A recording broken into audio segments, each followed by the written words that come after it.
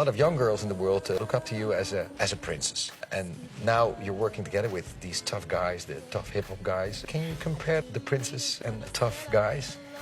Well, I don't consider myself a princess because a princess is born with a silver spoon in their mouth, and mine was plastic, so... I think that everybody I work with, we connect on a creative level. Basically, I mean, I form a lot of friendships with the people that I work with because we're all vibing the same way with whatever we're doing, and there's not like, it's not like everybody looks at me like, I mean, in the beginning, people might be like, oh, that's Mariah or whatever. But, I mean, after that, once people get to know me, I'm really not someone that they have to act like that in front of. It's like they forget that whole thing. She is the voice of a generation, a music icon whose talent has defined an era.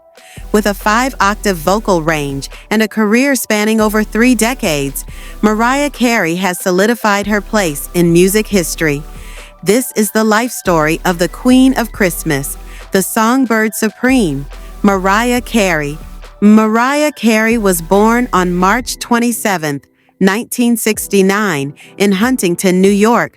Raised by a single mother, an opera singer, Mariah was exposed to music at an early age. However, her childhood was far from glamorous. Facing financial struggles and racial discrimination, Mariah found solace in music. By the age of 3, she was already mimicking her mother's opera singing, hinting at the extraordinary talent that would later make her a global sensation. Yeah. That's a wealthy area, right? Some people are wealthy. I wasn't wealthy at all. Was it tough to live in a wealthy area when you weren't one of the rich ones? It was, but I mean, I don't want to sit here and complain about it now because I had, you know, I always felt like I had the worst house, I have the worst this, I have the worst that, and, you know, everybody else is like really coming from like well-off families and stuff. But I think that everything that I went through, not that it was so bad or I'm complaining about it, my mother gets really mad when she thinks I'm saying... Well, at the time, though. No, exactly, but I mean, you know, when you're growing up, you're like very insecure about things at times. But I think everything I ever went through made me who I am and motivated me more to be... you know, to strive for what I wanted to do, because sometimes if you're too comfortable when you're growing up, it's just like, yeah, well, I'll do this for a while and then I'll do that. But I knew that I had to go for it, you know. Mother is Irish and your father is black Venezuelan. Yeah. What was it like growing up biracial? Were you ever a victim of racism?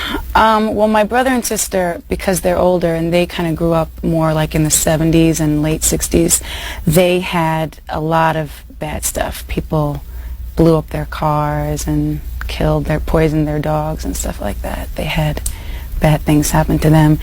But because I grew up later, and also I only lived with my mom, really, so my parents were divorced when I was 3, so it wasn't like that much of a situation where, you know, it was the family living together and stuff. How did you ever feel like you were part of 2 different cultures, or did you mostly just identify with your mom? Well, it was just that my mother raised me from, you know, since I was a baby. And I think not because of any racial thing, but just because of the fact that my mother and I were so close. We were like best friends, right. You know, when I was growing up, that I really had a strong bond with her more so than my father, basically because they were divorced, not because of any racial thing at all. You said your parents divorced when you were 3. What was it like not having a father around the house? Do you feel like you missed out on anything? I don't at all. I'm actually glad that I grew up with just a single parent, a single mom, because I think it made me more independent, you know? I mean, I'm not going to sit here and say, oh, I wish I had the Brady Bunch family. You know, I used to, when I was little, I used to want to have the perfect family, and I used to be envious of people that had like the perfect picture, perfect thing, but nothing's perfect. So, you know, I'm glad about everything that I ever went through, and I think that my mom is a major reason why I'm here today. So, did it make it difficult to understand men, or when you're dating, or I don't know, I mean... I don't think so. I don't think any more difficult than it is. Determined to pursue her dream, Mariah moved to New York City after high school, working multiple jobs while recording demo tapes. Her breakthrough came in 1988 when she met Tommy Mottola, then an executive at Columbia Records. Impressed by her voice, he signed her immediately. In 1990, her debut album, Mariah Carey, was released, Featuring hits like Vision of Love and Love Takes Time, the album went multi-platinum, and Mariah won her first Grammy Awards, marking the start of a legendary career. And the Grammy goes to Mariah Carey!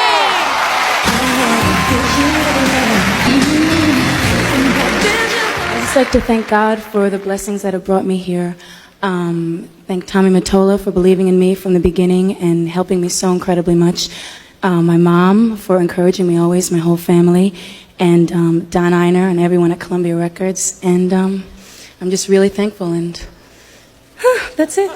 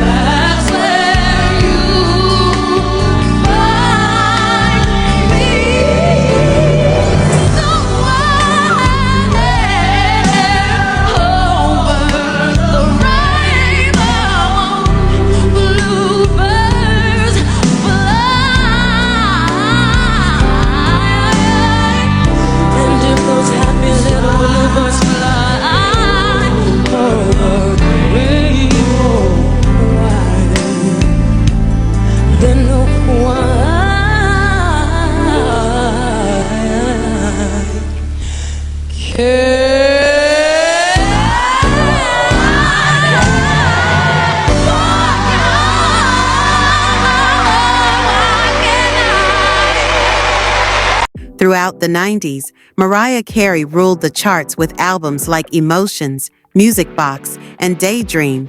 Songs like Hero, Fantasy, and Always Be My Baby became anthems of a generation. Her collaboration with Boyz II Men on One Sweet Day set a record for the longest-running #1 song on the Billboard Hot 100, a title it held for over 2 decades. With her ability to blend pop, R&B, and hip-hop, Mariah revolutionized the music industry. Even though I try, I can't let go. Something in your eyes capture my soul. You're all I'm sure and I can't let go. I tried to let myself go a lot more on this album. How long was Mariah Carey featuring Boyz II Men One Sweet Day #1 for in the U.S.? 10 weeks, 14 weeks, 16 weeks, or 20 weeks? And I know you're shining down on me from heaven. D, 14 weeks. Damn! B, 10 weeks? No way, it was only 16 weeks. Does that even happen anymore? 16 weeks at #1?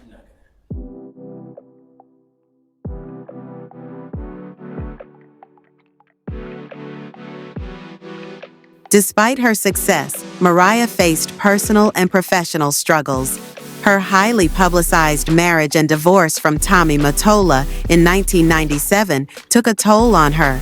In 2001, she suffered a physical and emotional breakdown, coinciding with the failure of her film and soundtrack Glitter. Many doubted her ability to return to the top, but Mariah proved them wrong. In 2005, she made one of the greatest comebacks in music history with the emancipation of Mimi, featuring hits like We Belong Together, which became one of the biggest songs of the decade. What it is they laid a nice beat, and now I'm just going to do this chorus. I'm going to stack it a few times, meaning I'm going to double my own voice and try to match it right. And then I'm probably going to call the girls in to add some harmonies or whatever if we feel the need to do that. If not, remember at the very start, it's just going to be pianos for the very, very start of it. hey now, guys.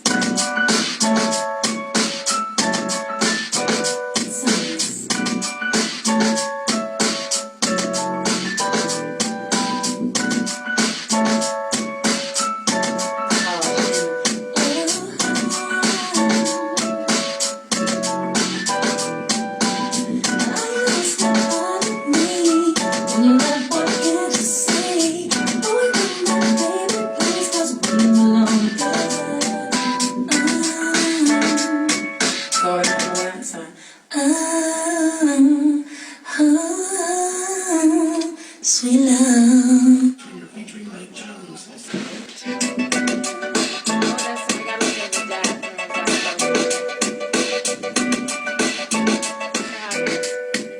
Come back. Here we go.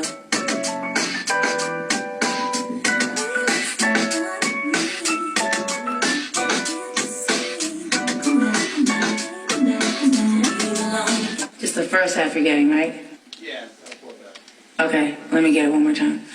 Come back. In 2008, Mariah Carey married actor and television host Nick Cannon. Their relationship captivated the media, and in 2011, they welcomed their twins, Moroccan and Monroe. Becoming a mother was a transformative experience for Mariah, who often speaks about the deep love and inspiration she finds in her children. Though she and Nick Cannon divorced in 2016, they have remained committed co-parents, ensuring their twins grow up surrounded by love and support. Who would you say was the love of your life? Like the greatest, I mean, I always talk about that and then it goes viral and all her fans get mad at me, but it's Mariah. well, I say like I was 12 years old with Mariah Carey pictures on my wall, and that becomes my wife, and the fact that like she's the coolest person I ever met. Like Yeah. I get a lot of this, delightful disposition from her. Like she's just always happy, always doing for others. Like no matter what's happening in life, I'm like, wow, a person can really operate like that and don't allow negative energy into their space. So when That's like when I found that out about her and saw how remarkable she was. Like that woman's not human. She's a gift from God. Mariah Carey continued to break records, receiving accolades and cementing her status as one of the best-selling artists of all time. She earned the title Queen of Christmas with her timeless hit, All I Want for Christmas Is You, which resurfaces at #1, one every holiday season. With 19 numbers, 1 hits, she remains one of the most decorated and influential artists in music history. Beyond music, Mariah Carey has influenced generations of artists with her vocal techniques, songwriting, and resilience. She's also an advocate for mental health awareness, sharing her journey with bipolar disorder to help others. Her 2020 memoir, The Meaning of Mariah Carey, gave fans an intimate look into her struggles and triumphs. The funny thing is, I still actually feel like that little girl living on a mattress on the floor, making a demo tape and just trying to get heard. And there's a lot of those people out there. So everybody out there, keep your head up. If you're working towards a dream, don't give up and don't stop. I would like to thank the World Music Awards for supporting me for so long. Thank you, Prince Albert, especially. Thank you, God, for carrying me through a lot of desperate situations in my career and in my personal life, in fact. And I truly believe I have survived because of you and my fans around the world. I love you, and I always will. And I got up there, and I remember it was Vision of Love. I sang Vision of Love, Mariah Carey, because why not? And I love that gasp. I appreciate that gasp. I'm a lamb. I'm like a dyed-in-the-wool I'm a 100% lamb. The Butterfly album? Every riff do I know in my soul. Oh, yeah. 100%. People ask me why I don't cover her, and I'm like, one, sometimes it's hard to clear songs. Well, yeah, and two, it's you don't want to because it's like, why am I going near that? But the main reason is I'm almost incapable of not mimicking. Got it. You know what I'm saying? I grew up on it so much. Like, it's like if I sing like She or Whitney Houston it's hard to deter from the route I know. It's what taught you how to do it. Because it's what taught me. Yeah. This is the Mariah song I want to hear you do. My All. Oh my God. Are you kidding me? Listen. It's like, okay, not a chills. I have full body. Las culturistas. Mariah Carey, and the most I identify with her in so many ways. You know, she was biracial. She was also young, and I remember just hearing her story and really being watching an interview. I was actually inspired by a lot of other singers like Mariah Carey. From a girl with big dreams to a global icon, Mariah Carey's story is one of perseverance, talent, and reinvention. She has given the world timeless music, unforgettable moments, and an enduring legacy. As she continues to inspire and perform, one thing remains clear: Mariah Carey is truly one of a kind.